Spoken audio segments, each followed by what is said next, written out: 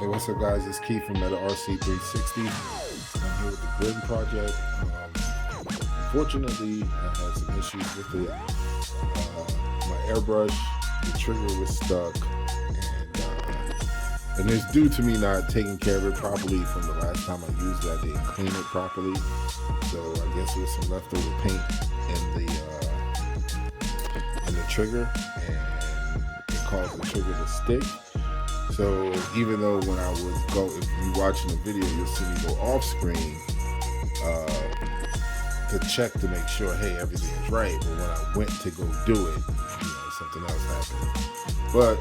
And then putting the grim inside, the paint came off the neck of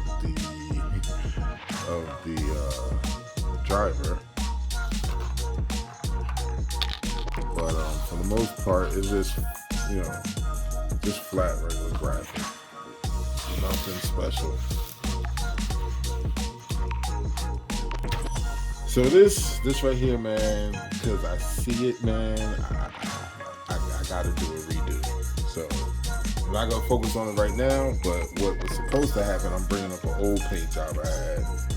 If you can see in here how, I don't know if it's there, like how the flame goes through the fender here and in the back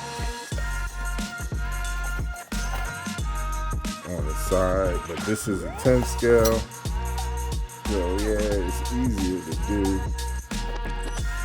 than 24 scale, but I still thought it was easy for me. But like I said, I'm out of practice, man. I haven't painted in a while, but we're gonna get at it, man. We're gonna get at it.